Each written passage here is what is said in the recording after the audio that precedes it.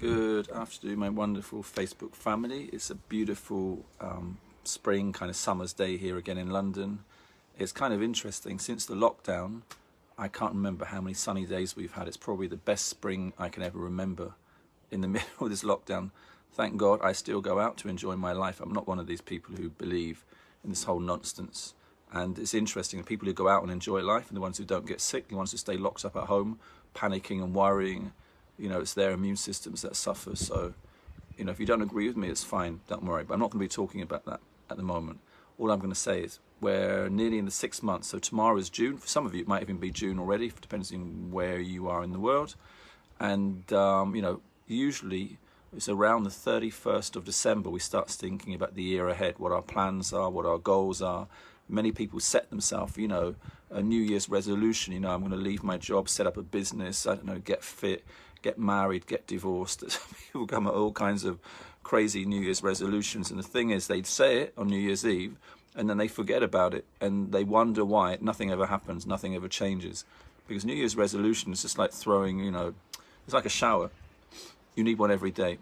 Welcome, Steve. So when you have a goal or a dream or a desire, you can't just say, you know, on New Year's Eve, oh, I'm going to get fit. And then all those people, you see the gym the week after New Year is packed, maybe even for the month. Then you get to the end of January, February, the numbers have gone down and then the gyms are empty. Because people think just saying something once is going to change their life. You know, you've got a mental program that comes from your parents, your environment, society. It's called a paradigm.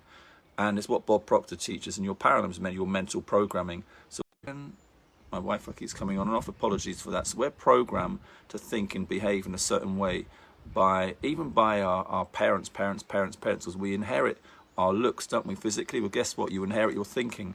If you don't believe me, go and look at some experiments they've done with mice and how they take them away from the parents and they still have the same thought process. So we are basically a mix of our parents' thinking, society, conditioning, peers, and partly genetics. And of course, that influences the way we think, how we feel, our behavior, and then our results. If you don't agree with me, it's fine, but everything we see in reality is just our perception. It's all our perception. There's nothing else, that's it. And we think that's real.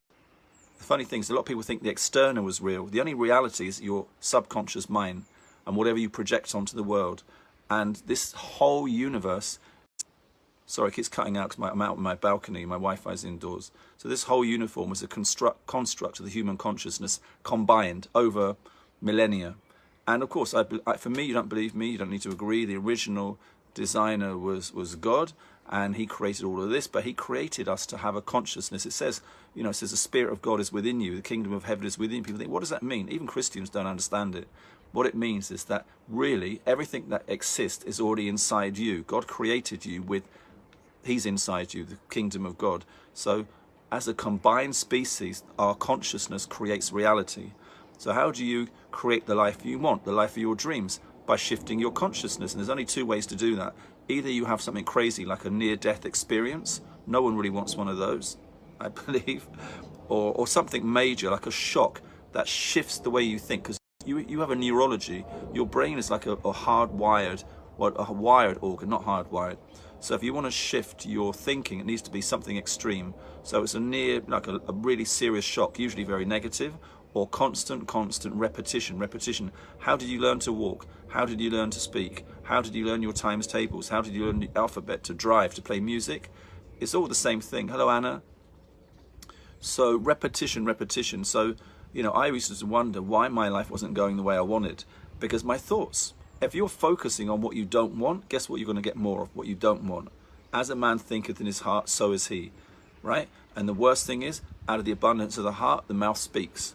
And life and death is in the tongue. So whatever you're feeding your subconscious mind through your hearing, your sight, even your taste, your smell, your touch, whatever you're feeding your subconscious mind, and thoughts come from God, thoughts come from the enemy, and your environment. Whatever you're feeding your subconscious mind is actually just going to go into your heart, because it says the word, if you think of the word ear, add an H is hear, add a T is heart. Whatever you hear in your ear goes to your heart.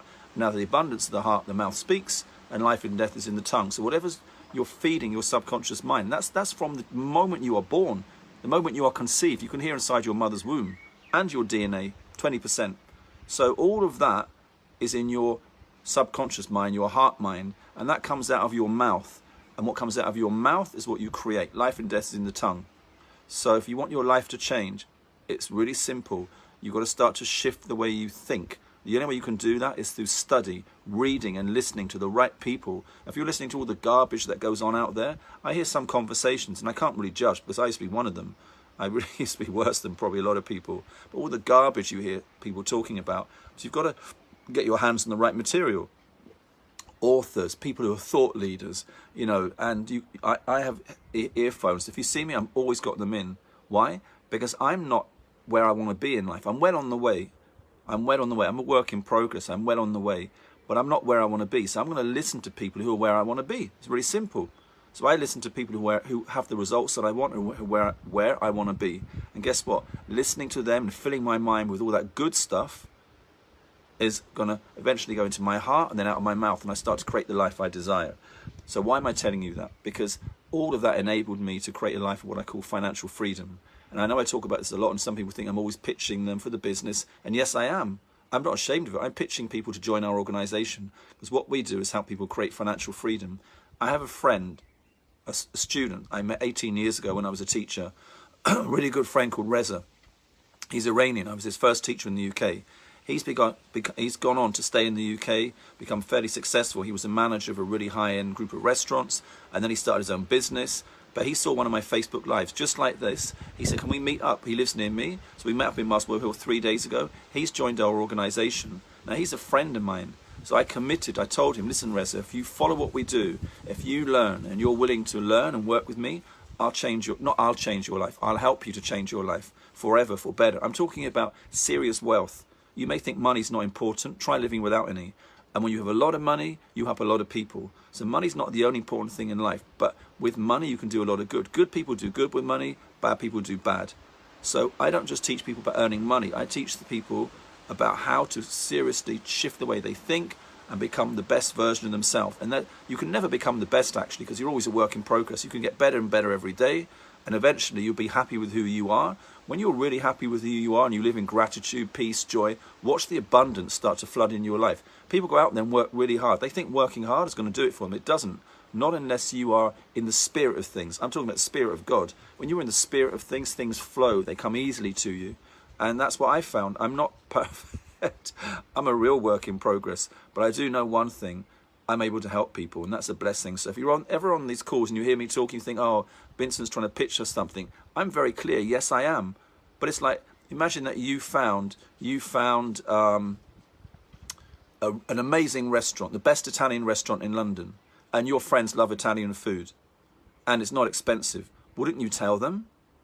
It's common sense. So I'm telling my friends on Facebook, and I've got no qualms.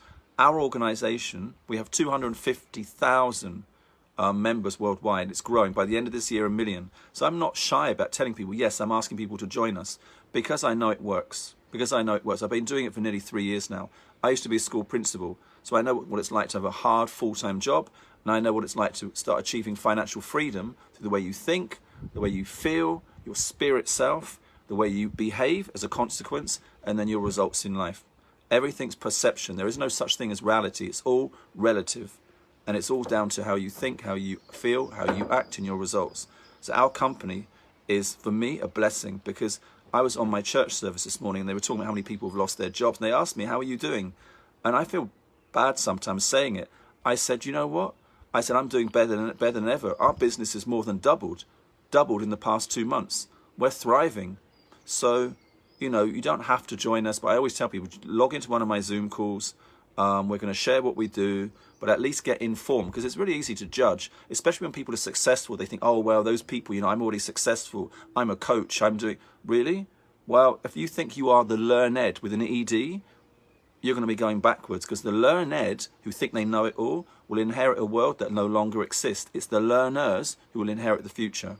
So if you're ever on one of these things, I'd love you to join us for a Zoom call, see what we do, and make your own mind up. I don't post the passwords on Facebook because we have a lot of nutcases joining. Well, I don't like use that word, nutcase. We have people coming on to try to disrupt it. And that's normal, because there's a lot of envy, jealousy, anger, and really unhappy, a lot of unhappiness, because people are basically sick and tired of doing their jobs. They pretend they're happy, they put on a good face, you know, oh, it's all jolly and good, but inside of them, they know there's more to life. They know that they can be more, do more, have more, but they just don't make the decision to do it. And a lot of people go to the grave like that. Do you know there's more ideas and more money that have gone to the grave? It's really sad. If you stood by someone's graveside, all the ideas they have, the dreams, they died with them. Okay? So I always send the link, but I'm not going to send the password, because I said we have a lot of unusual people coming on the call. I'll post the link now, and then I'll post the password privately. I've got to get off because the call's at 1 and I always forget. So bless you all. Have a blessed day. If you want to come on my calls, look out for the link in the groups, and then I private message you the password. Okay? Have a blessed day. See you all soon. Ciao.